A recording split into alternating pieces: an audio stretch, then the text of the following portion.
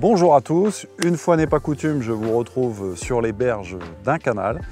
Et cette fois-ci, ça va être un petit peu différent d'habitude parce qu'à la demande de Lilian, on va essayer un truc que je n'ai absolument jamais essayé. On va pêcher les poissons blancs en amorçant avec des pelets et en pêchant au pelet à l'hameçon. Donc ça va être une première pour moi. Donc j'ai choisi un parcours qui est normalement très bon à l'automne et à l'hiver. Parce que bon, tant qu'à faire, autant mettre toutes ses chances de son côté pour réussir le test ou pas. Donc ça va être marrant, j'appréhende et à la fois je suis impatient de voir un petit peu comment on va pouvoir prendre des poissons avec des appâts qui sont normalement destinés aux ficheries, aux carpes et parfois aux brèmes. Donc par expérience, je sais que la farine de poisson fonctionne très bien sur les plaquettes et les brèmes. Dans ce canal, il y a des plaquettes et des brèmes, mais surtout des gardons. On va essayer de voir déjà si on a des touches. S'il y a des touches, comment en fait réagissent les poissons. Et puis surtout, voir la taille des poissons, parce que théoriquement, le pelet, les farines de poisson, l'huile de poisson devraient sélectionner un petit peu la taille. Donc je vais ouvrir la boîte magique pour vous montrer les appâts du jour. Alors ça change de mes habitudes, hein, pas de fouillis, pas de vers de vase, pas d'asticot, pas de vers de terre, que des pelets. Donc c'est parti. Alors dans mon sac, à la demande de Lilian, on va retrouver donc des pelets 2 mm perfect fine en sticky méthode. Donc là j'ai eu le choix en fait des pelets pour l'amorçage, merci Lilian. Alors j'ai choisi cette version qui est normalement destinée aux méthodes parce qu'on a la possibilité de l'agglomérer pour le mettre sur le méthode. Comme ici, donc c'est un canal, il y a de la navigation à proximité, on va voir ce qu'on appelle des bassinets, donc le courant va bouger très fort à gauche et à droite. Donc il faut quand même quelque chose qui tienne un peu le fond. L'avantage aussi de ces pelets, c'est qu'ils se désagrègent au contact de l'eau. Donc sur le fond, ça va créer un petit dépôt comme de la farine, avec l'intérêt des pelets, donc la farine de poisson, les farines en fait végétales et l'huile en fait que ça contient. Donc là c'est un sac de 500 grammes, je pense que je vais en préparer 200 grammes pour commencer et puis après on verra. Ensuite, pour l'hameçon, donc j'ai deux types en fait de pelets, enfin j'en ai 3 même. Donc j'ai des boîtes prêtes à l'emploi, donc ce sont des expandeurs de 6 mm. Donc l'un est aromatisé F1, donc c'est un parfum qui est un peu sucré, qui peut intéresser en fait les poissons blancs j'espère. Et l'autre en fait c'est fish meal, donc tout simplement. Donc on ouvre la boîte, on met à l'hameçon et on a juste à pêcher. Je sais que ça, dans les carpodromes, même en concours, c'est un appât qui est redoutable parce que j'ai déjà pris quelques tournées mémorables en fait par des pêcheurs qui avaient ça sur leur tablette. Donc ça me quitte plus jamais. Je connais l'efficacité en fait de la chose. Sur la tablette. Ensuite, donc j'ai préparé, donc juste avant de venir ici, donc des expandeurs pro de 2 mm. Donc que j'ai mis en fait à tremper. Donc c'est là. Je pense que 2 mm, ça va être une taille qui peut être intéressante, surtout si c'est des gardons et des plaquettes. Et puis l'avantage, c'est que je pourrais peut-être en mettre 1, 2 ou 3 à l'hameçon en fonction en fait, de l'appétit. Donc là, j'en ai préparé peut-être 40 grammes. Donc ça suffira largement à ma pêche du jour. Et puis je pourrais en mettre en fait quelques-uns dans la coupelle, en plus des boules de sticky méthode en fait collées. Donc ça va aller sur la tablette, ça va être mes appâts du jour. Ça va me faire vraiment bizarre parce que c'est pas rouge, c'est pas des vers de vase. On va voir un petit peu ce que ça donne. Mais en tout cas, je suis content de cette histoire. Donc c'est parti. On va passer à la préparation des pelets. Donc je vais faire ce qui est recommandé en fait pour ce type de pellet. Donc je vais immerger 200 grammes dans l'eau pendant 2 minutes. Parce que la règle, en tout cas si vous les préparez à la dernière minute, c'est 1 minute par millimètre. Donc là 2 mm, 2 minutes et je pense que ça ira bien. On les laissera reposer un petit peu. Je vais les frotter dans mes mains histoire qu'ils puissent avoir de l'espace pour pouvoir gonfler. On va confectionner quelques boules et puis on va y aller. En tout cas j'ai hâte vraiment de voir ce que ça va donner parce que si ça marche, c'est une mise en place qui est très rapide et si c'est efficace, je pense que la taille des poissons va être au rendez-vous. A tout de suite. Les 2 minutes sont passées, j'ai goûté les pelets, je les ai en fait passés entre les mains pour les désagglomérer et pour faire en sorte qu'ils gonflent un peu. Donc c'est parti, je vais amorcer. Alors je vais prendre les pelets de 2 mm, je vais constituer une première boulette, pas très grosse, je vais essayer de bien la serrer parce que depuis tout à l'heure en fait il y a des beaux mouvements d'eau. Donc voilà, donc j'obtiens un petit pâté. En plus, je vais mettre dans la coupelle quelques pelets non serrés pour créer un spectre d'appât sur le fond. Et puis je vais attaquer. Donc c'est un peu tremblant que j'attaque, mais il faut attaquer. Allez, c'est parti. Donc comme d'habitude, quand on amorce à la coupelle, il y a une règle qu'il faut absolument tenir en compte. C'est un peu comme quand on pêche au feeder. C'est toujours prendre un repère sur la berge d'en face, ou là en l'occurrence sur l'eau, parce qu'on a le reflet des maisons dans l'eau. Et puis se tenir toujours à l'amorçage au même endroit. Donc là j'arrive au bout de ma canne, je vais me garder un petit peu de réserve, un tout petit peu, histoire de pouvoir voir la ligne derrière éventuellement. Donc là en face, sur la maison d'en face, il y a un boîtier de gaz. Moi, je serai dans l'axe du boîtier de gaz. Donc je vais mettre la coupelle légèrement au-dessus de l'eau pour créer un petit bruit et laisser tomber en pluie les quelques pelets que j'ai mis dans la coupelle comme ça. Donc l'avantage visuel déjà avec les pelets, c'est que comme pour l'amorce, on a ça pétille, donc ça va retomber à un moment donné, et quand on va avoir des poissons, si des poissons rentrent en fait dans les pelets bien entendu, un retour d'activité parce que les quelques pelets qui seront bougés vont redégager de l'huile, donc ça sera un signe plutôt positif. Et c'est parti. Donc là j'ai une ligne toute simple. Pour le coup, donc là j'ai choisi un flotteur F1 pelé, donc normalement destiné à la pêche de la carpe, avec une antenne assez forte. Parce que comme je vais pêcher avec un expandeur, il aura peut-être tendance à boire un petit peu d'eau et rajouter du poids. Et je voudrais être sûr que ça pêche tout le temps, même en fait dans le courant. En ce qui concerne l'hameçon, donc là aujourd'hui j'ai choisi un N20 en taille 18. Donc ça sera assez large pour pouvoir mettre le pelet. Et puis ça sera assez large également en fait s'il faut en mettre deux, si les poissons rentrent vraiment en activité et s'il y a des touches. Donc je vais commencer avec un pelet et je vais faire ma première coulée. C'est parti. Voilà. Allez. Bon. J'espère que ça va marcher. Parce que sinon Lilian m'a emmené dans un beau traquenard. Tu fais jamais ça avec Franck, jamais. Jamais. Ouais, jamais. Lui il pêche dans des beaux cadres, tu manges en fait des pizzas et tout. Moi j'ai même pas le droit à un café et en plus j'ai des expériences cheloues. Ouais. Ouais. Bon, allez, c'est parti. Bon, alors je sais pas combien de temps ça va mettre à réagir, si tant est que ça réagisse. J'ai volontairement mis 7-8 cm de traîne. Je n'ai pas d'explication, on va dire théorique ou logique là-dessus. C'est juste que pour les carpes, quand on pêche à l'expandeur, on a tendance à pomper la ligne pour que l'expandeur en fait redescende. Donc là, je vais essayer de créer la même chose. En règle générale, c'est des animations qui fonctionnent très bien sur les garnons. Donc il n'y a pas de raison que ça ne fonctionne pas. Du moins, j'espère. Dans ma boîte à bas de ligne, j'ai aussi des hameçons de 20. Si par exemple, en fait, il n'y avait pas de touche ou des refus, ça me permettrait d'avoir un hameçon un peu plus petit, un peu moins lourd, pour éventuellement avoir une présentation différente. J'ai vraiment hâte d'avoir ma première touche. Alors, je vais peut-être devoir m'armer de patience. On verra bien. Donc là, le plan, je vais attendre un quart d'heure avant de remettre des pelets dans l'eau. Parce que je pense quand même que s'il y a un banc de poissons qui passe à un moment donné, il faudra avoir quelque chose pour les retenir. Et puis ça permettra toujours de créer de l'activité, des pétillements, donc ça peut appeler en fait des poissons. Donc on verra bien. Sachant que je ne sais pas si ici, dans ce canal, les poissons ont déjà vu un pelé dans leur vie. On verra bien. Mais bon, plutôt sympa. Puis j'espère avoir l'occasion de renouveler l'expérience si c'est un succès ou un échec d'ailleurs, parce que dans les deux cas, il faudra quand même recommencer. Parce qu'il ne faut pas rester là-dessus, l'approche est intéressante. À un moment donné, il va falloir trouver des alternatives aux appâts naturels. Surtout ici pour le fouillis et les vers de vase.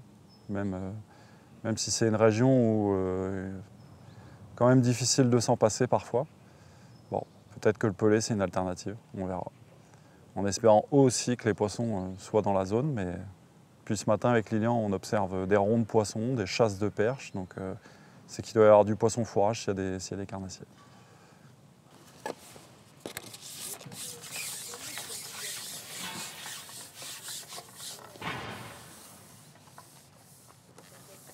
C'est bien, en plus c'est calme.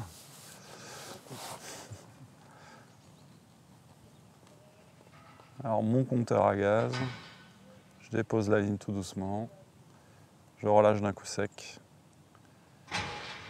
et je vais laisser un peu naviguer le flotteur avec le courant. De temps en temps, je vais faire des petites animations vraiment légères. Je vais redéposer d'un coup sec. Parce qu'avec les pelets, ça peut mettre aussi des poissons dans une couche d'eau différente de celle du fond. Donc parfois, c'est le genre d'animation qui fonctionne très bien, même quand on pêche aux appâts naturels d'ailleurs.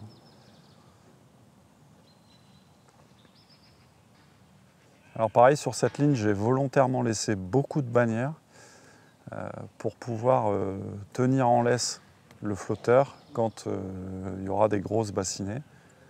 Parce que là, en fait, on a un début de bassinet qui n'est pas très violent, mais ça peut être vraiment plus violent. Donc dans ces cas-là, il ne faut pas avoir de saccade dans la présentation de la ligne.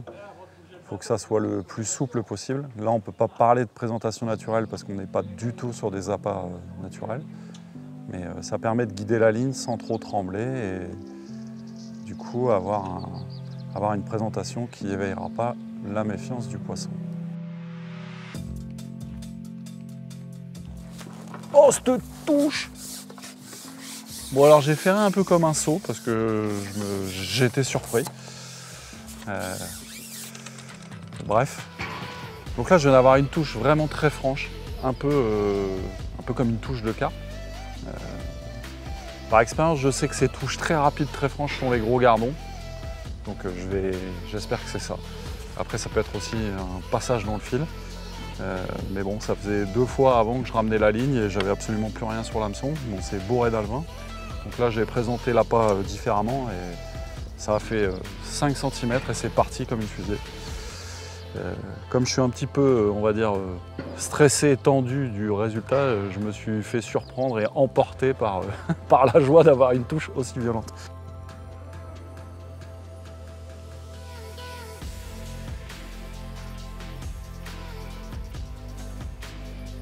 Je suis presque en train de me dire que j'aurais dû faire des 4. Et bon, c'est le but aussi de cette vidéo, c'est-à-dire que vous, ça va vous permettre de préparer la chose correctement et de pouvoir anticiper. C'est-à-dire que je me suis dit que les 2 mm ça allait être suffisant, mais je pense que c'est un truc où il faut avoir un peu tous les diamètres, 2, 4, bon j'ai des 6 mais j'ai pas de 4. Donc on verra bien par la suite ce que ça peut donner. Mais bon, ma première impression c'est que, à mon avis, il faut faire varier les diamètres. Un peu comme quand on pêche au pain, finalement, on a des emporte-pièces de diamètres différents. Et bah là, pour les pelets, c'est pareil. Alors ça paraît évident en fait sur les carpes. Certains en fait pourront se dire ça. Mais c'est vrai que sur les poissons blancs, moi c'est la première fois que j'attaque les poissons blancs en milieu naturel avec ce type d'èche. Donc j'y vais un peu à tâtons.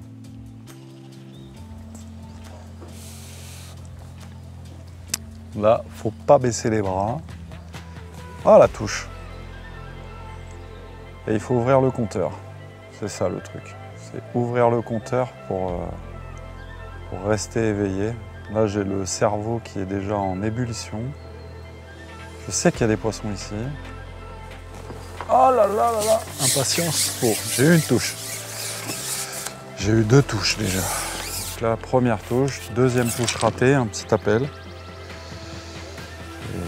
Ouais, c'est un peu dur quand on tente des nouvelles expériences comme ça. Surtout quand on sait ce qui marche ici. Et qu'on se retrouve, on a l'impression de se retrouver les mains liées dans le dos pour pouvoir rien faire. Mais à la pêche, il y a toujours des solutions. Faut pas perdre l'espoir. De toute façon, ça sera forcément une pêche qui sera un peu longue. Mais bon, déjà, en fait, ça me donne un tas d'idées pour la suite.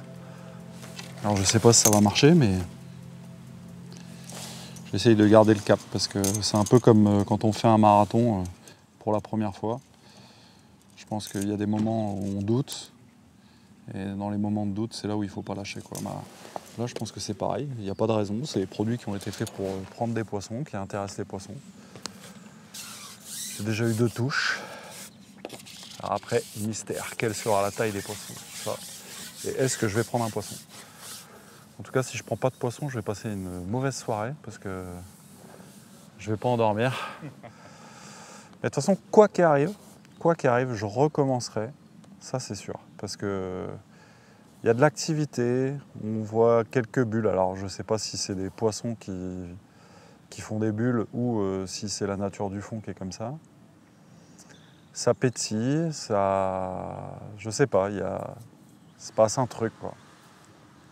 Après, il n'y a pas de raison que ça ne marche pas. Alors forcément, on s'attend toujours à faire des pêches disproportionnées. Mais bon, là, je me mets comme objectif de prendre déjà mon premier poisson. Et après, on verra. C'est ambitieux déjà, un poisson, je pense. Mais bon. Si c'est un gros, ça compense. Oui, si c'est un gros, ça compense. Après quoi qu'il arrive, c'est hyper intéressant. En tout cas, j'aurais essayé pour vous. Hein, ça, c'est le but. Mais je suis sûr que ça marche. Bon, là, nous, on est dans le nord de la France. C'est vrai que les eaux sont relativement chaudes parce qu'on a eu un été un peu particulier. Ah, là, j'ai peut-être enlevé la souche, parce qu'il y a une merde sur ma place.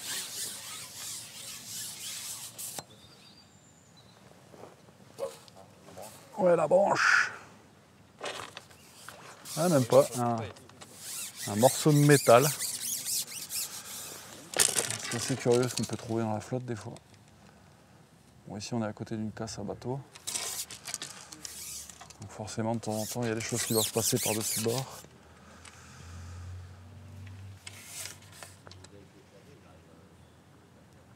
Bon, l'hameçon a l'air encore de piquer. Si j'étais raisonnable, je changerais mon hameçon. Non, je suis pas raisonnable. Donc je vais y retourner, en espérant avoir aucun regret.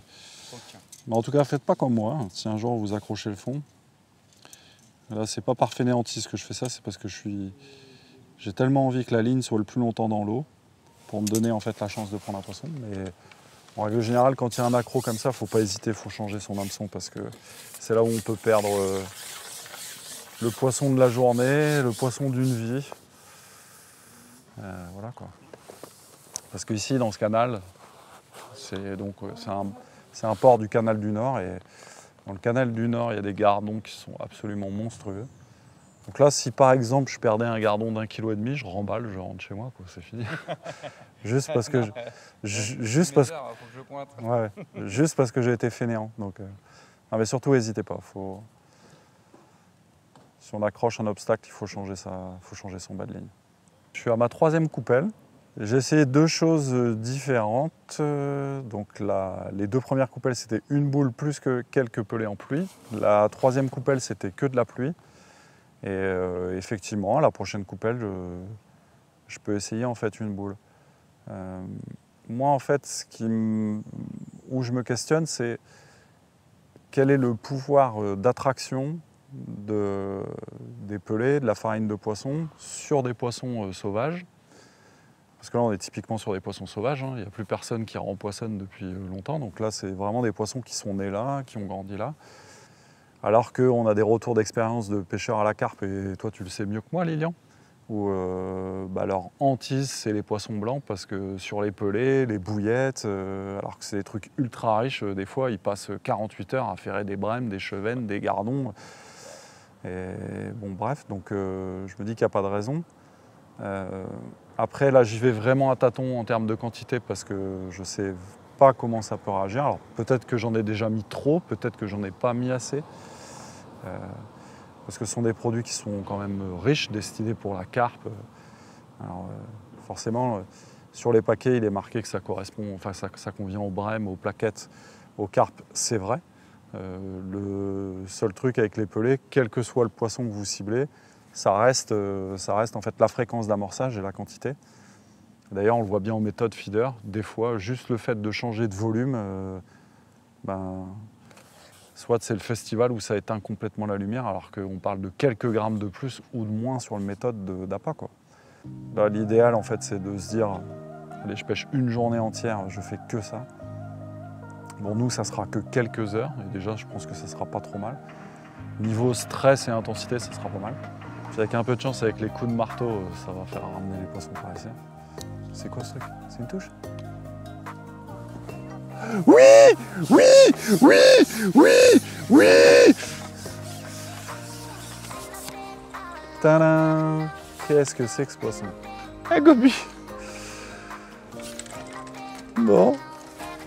Alors, on parlait de goby avec Lilian. Je crois qu'il m'a apporté la presse. Ouais, c'est vrai. Donc, premier poisson, un goby. Bon, avec une touche très lente. Bon, ça, par contre, ça va être le problème. Ça peut être le problème.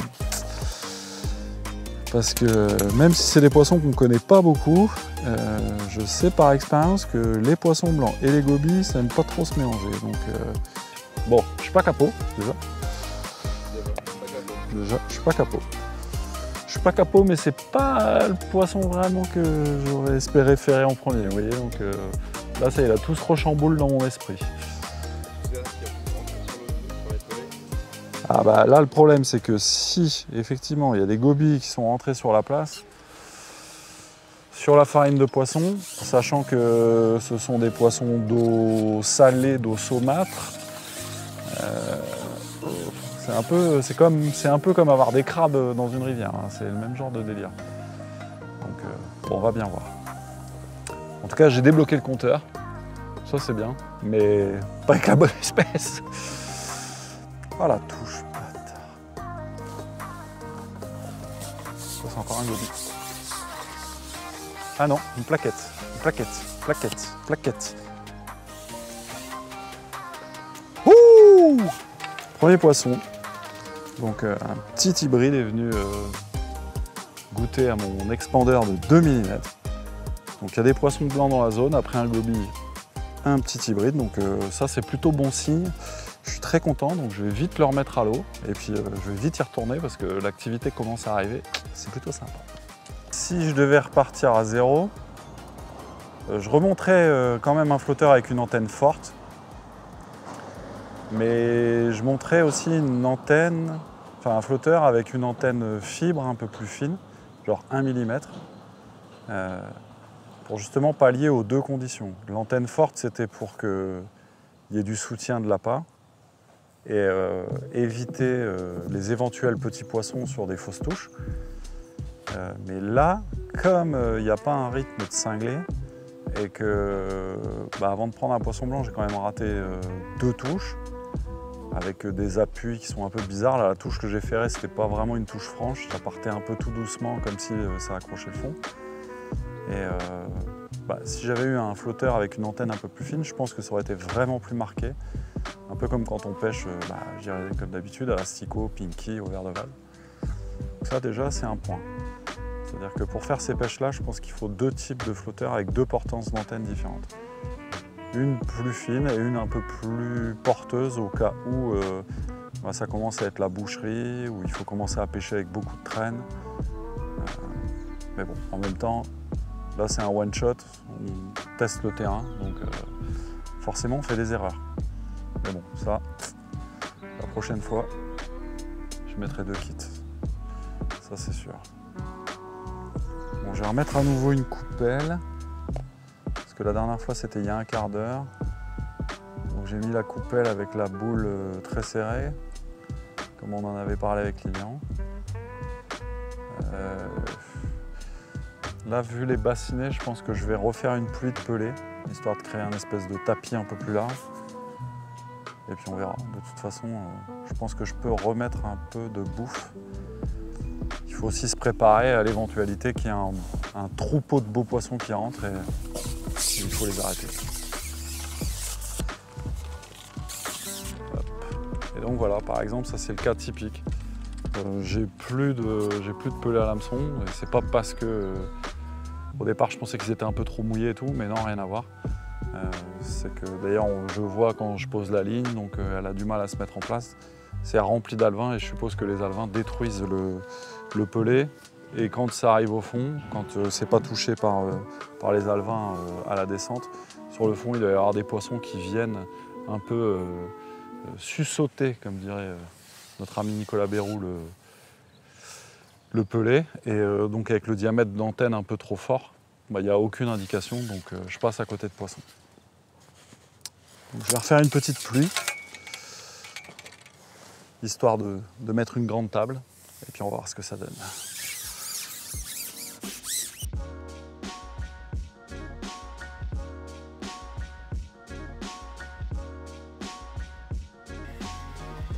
Ah, poisson.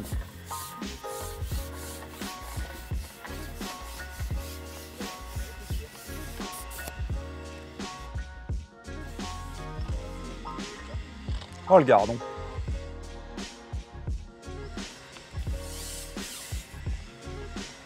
Wouhou. Magnifique poisson. Allez hop. Donc, je viens de rater 3 touches. Juste en changeant un truc tout simple. Depuis tout à l'heure, je pêchais à ras du fond. Aucune activité alors que ça pétille, il y a l'air d'y avoir de l'activité. Et donc là m'est venu un truc en tête, c'est que effectivement les pelés c'est pas de l'amorce, donc il n'y a pas de particules qui remontent. Donc c'est vraiment inerte étalé, il y a juste les huiles en fait qui remontent. Donc forcément quand on prospecte, et ce qui m'a fait arriver à ça, c'est que je me suis dit bah forcément si les poissons voient passer un pelé au-dessus d'un tas de pelés qui ne bougent pas, ça peut être suspect, alors que si la présentation est ratée encore, alors que si la présentation est, je dirais, posée sur le fond, ça ressemble à un pelé qu'on vient d'amorcer. Bon, ma moralité, alors, faut pas tirer de conclusion hâtive parce que effectivement dans 5 minutes ça peut peut-être ne plus marcher, mais bon, j'ai jamais eu autant de touches que depuis que j'ai 15 cm de traîne. C'est peut-être la clé. Peut-être. En tout cas, ça ne sera pas une partie de pêche de dingue avec 50 kg. Mais c'est pas très grave. Parce que c'est plaisant. C'est plaisant de se dire que c'est une technique qui peut marcher et qui doit marcher le bon jour, quoi. Là, c'est vrai que c'est l'automne, mais il fait toujours des températures d'été. Donc les poissons sont un peu perturbés, j'imagine. Ils s'installent pas très bien. Mais bon, c'est bien. 3 poissons pour l'instant. Un goby, un petit hybride, un joli gardon. Prochaine fois, j'espère que ce sera un peu plus gros, mais c'est bien. Ça permet de réfléchir. C'est intéressant. Puis bon, le côté intéressant aussi, c'est de voir que pour l'instant, les 3 poissons que j'ai eu la chance de ferrer ont vraiment mordu de manière franche, c'est-à-dire que c'est dégorgeoir à chaque fois. Donc, ça veut dire que ce sont des appâts qui les intéressent vraiment. Parce que là, il n'y a pas de chipotage, c'est engamé, donc c'est bien. C'est des bons signes. Ah, c'est moche.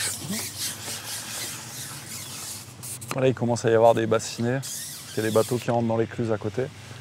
Donc ça crée quelques mouvements d'eau, c'est peut-être ça aussi qui déclenche des touches, on va savoir. En tout cas, il y a des touches.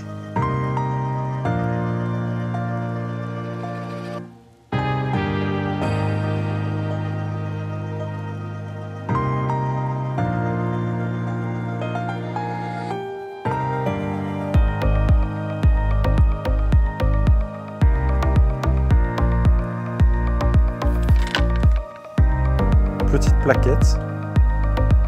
Bon, en espérant la suite, grosse, ça serait bien.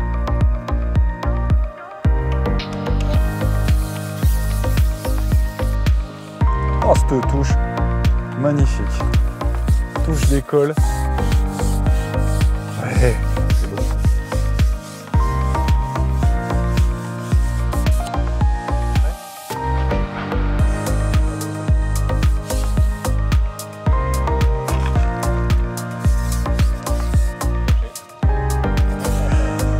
J'ai fait le gourmand.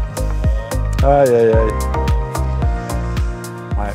Mais en fait là ça devient excitant.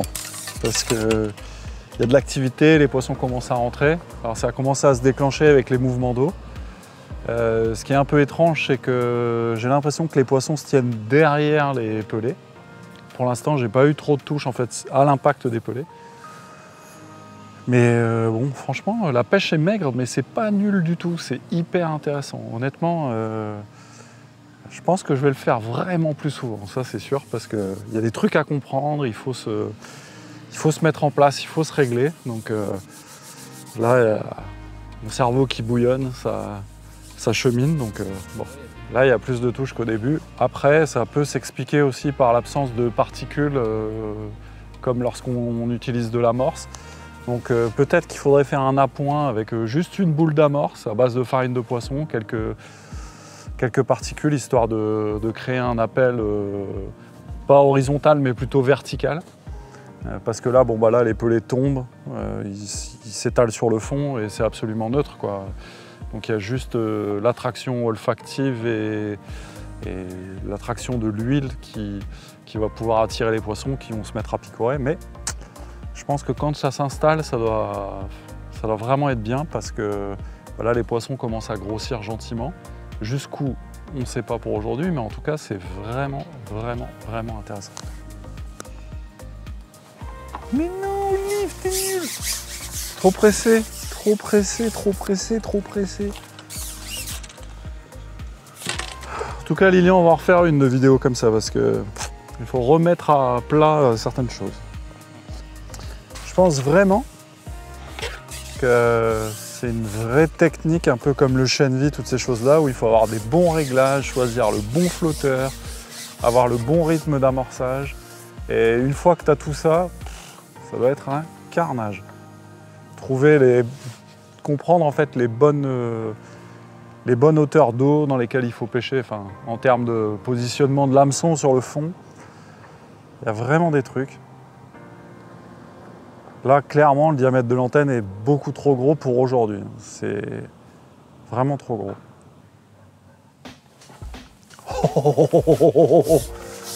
Je te touche. Eh ben, tu sais quoi, Lilian? Je t'ai écouté, j'ai mis des expandeurs dans la coupelle.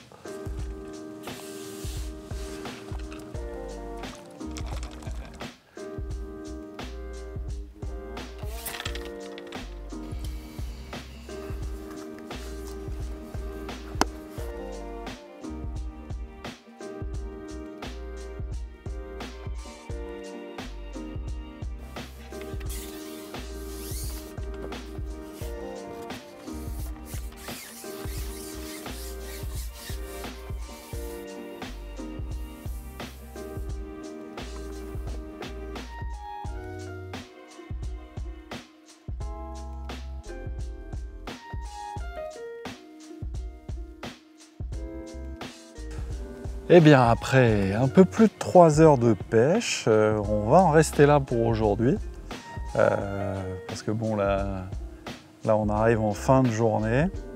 Bon, la pêche est très maigre. Par contre, comme je disais précédemment, c'est maigre, mais c'est pas nul. C'était vraiment hyper intéressant. Donc au total, j'ai pris 6 poissons, un goby, un petit gros yeux et 4 plaquettes, dont une que j'ai brillamment décroché en voulant la lever.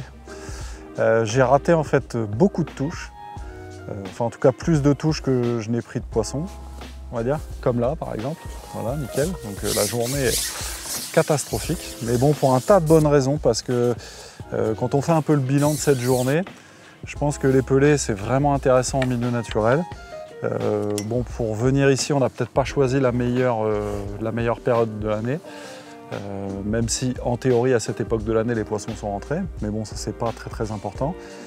Mais ce qui est important de retenir, ce qu'on peut d'ores et déjà en fait conclure, c'est que il faut bien choisir son flotteur pour faire ça, parce que moi je pensais que, un peu comme pour les carpes, il fallait des antennes un peu porteuses, mais pas du tout. Il faut des antennes un peu plus fines, en plastique, en fibre, mais pas des antennes creuses.